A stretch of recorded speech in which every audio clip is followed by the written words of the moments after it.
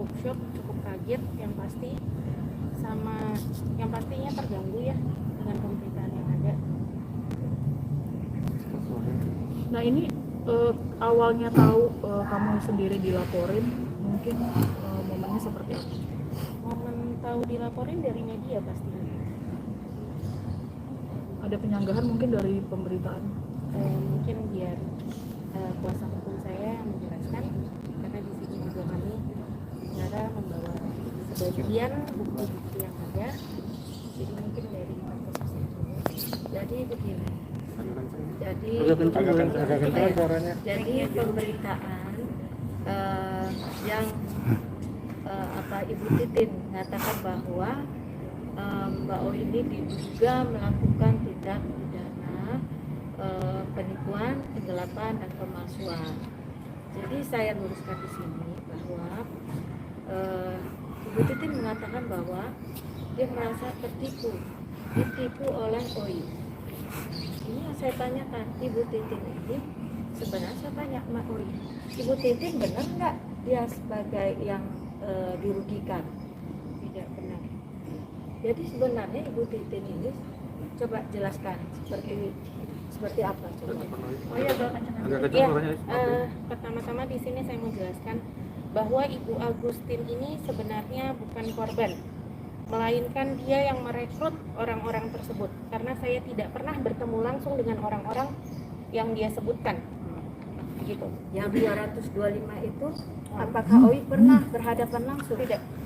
Dan 16 orang yang keluarga dia itu apakah OI pernah menawarkan, membujuk rayu? Tidak pernah. Apa?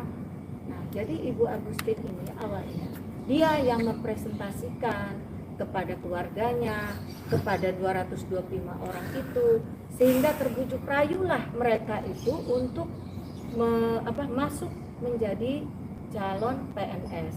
Jadi dengan iming-iming bahwa dengan dia bilang Ibu Titin ya akan lulus. Nah, sementara saya tanya, apakah OI pernah menjamin orang-orang itu untuk lulus? Tidak. Nah, sekarang pertanyaannya, apa yang OI ambil dari yang dibayar oleh Bu Titin? Misal itu berapa jumlahnya? Oke. Untuk Ibu Agustin sendiri jumlahnya saya tidak tahu menahu berapa jumlahnya, tetapi perlu saya luruskan di sini. Adapun saya menyelenggarakan les untuk masuk CPNS. Les ya, kita bicaranya bisa dicek nanti tempatnya ada, pengajarnya pun ada, dan memang saya terima uang dari situ senilai 25 juta per orang. Tetapi dengan nilai 25 juta itu ya digunakan untuk apa? Kalau ditanya, wajar saya punya untung dari situ, dari 25 juta itu. Tetapi 25 juta ini ya digunakan untuk les gitu. Untuk pengajar, untuk sewa tempat dan lain-lain. OI pribadi kira-kira tahu nggak sih apa alasan dia melaporkan OI justru padahal dia adalah partner OI sendiri? Kalau saya pribadi merasa mungkin saya entah bagaimana ada tekanan dan tekanan mungkin dari pihak lain, mungkin ada tekanan jadi dari begini yang saya tangkap dari OI, bahwa mungkin ada beberapa orang, misalkan nih dia menawarkan beraneka ragam kan gitu pemberitaannya, ada 25, ada 160 kan gitu. Jadi misalkan dia bilang 50, dia setornya 25. Jadi setiap orang itu satu orang 25, benar apa enggak? Nah, jadi begitu. Jadi ada buktinya bahwa dia menyetor, misalnya menyetor jumlahnya 50, itu dikembalikan, ada bagian dia ini yang sudah dia terima ada di dalam ini ya, ini untuk Bu Titin aja nih, Ibu Titin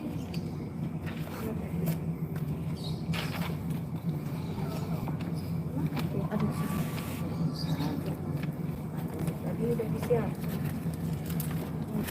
ikan yang khusus Bu Titin. Ini yang sebagian ya yang dikembalikan, yang diperintahkan oleh Ibu Titin kepada orang-orangnya Ibu Titin ya. Ini sampai 1 miliar. Tapi yang ada Ibu Titinnya sendiri itu jumlahnya sampai 250. Oh ya ini yang Ibu Agustin. Oh iya. Ini. Kamera aja. Ya, sebentar. Ini karena ada beberapa transaksi. Ini baru yang dari banking ya, belum dari yang rekening koran. Jadi ini, coba dilihat. Ini Ibu Agustin bukan? Ada depan. Ya. BNI Ibu Agustin 20 juta.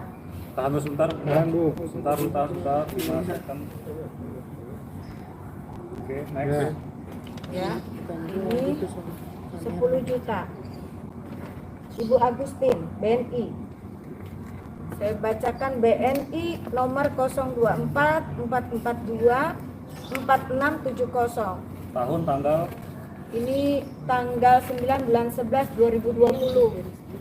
Jadi ini 2020. Dari 8 bulan 1 2020 ini 215.500. Itu total yang dia terima. Ya, ini baru sebagian ya. Yang kita baru dapat rekapnya. Belum dari rekening koran.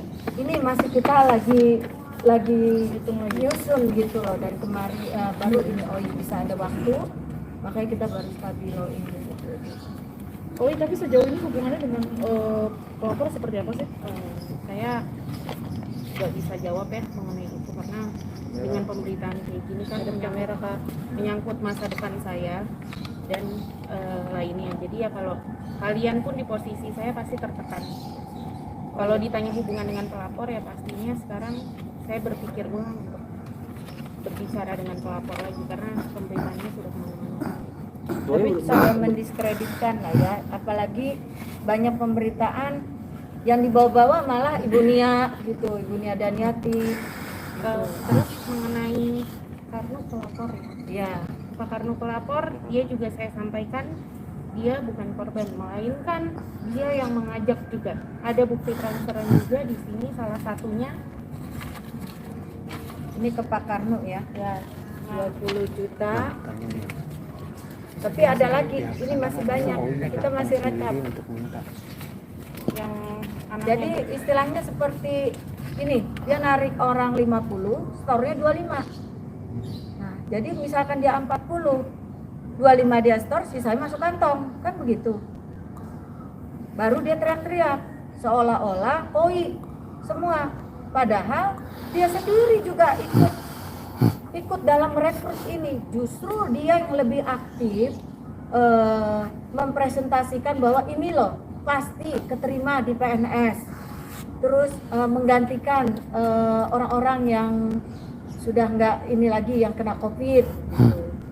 Jadi dia yang mempresentasikan, bukan OI, dan OI tidak pernah berhadapan langsung dengan orang-orang itu, cuman hanya dengan Ibu Titin. Tapi dibilang lewat jalur prestasi itu benar apa nggak sih? kalau mengenai itu saya tidak tahu menahu. Jadi ya kalau di sini yang bisa saya sampaikan adalah saya pengen bicara kan berdasarkan bukti aja, jangan omongannya melebar kemana-mana. Jadi saya mau stick to the point. Intinya apa yang disampaikan itu berbeda dengan kenyataannya. Contoh yang dibilang tidak terima uang 1.000 perak pun di sini pun ada transferan ke rekening anaknya. Ini ada anaknya juga, Nur Anwar Ansar. Iya, Nih 200. 45 Ada juta, ada 30 juta, Ada 30 juta lagi. ada lagi 30 juta. Total bisa melampaui 200-an juta. Ini yang baru kita temukan gitu, maksudnya ini masih banyak lagi.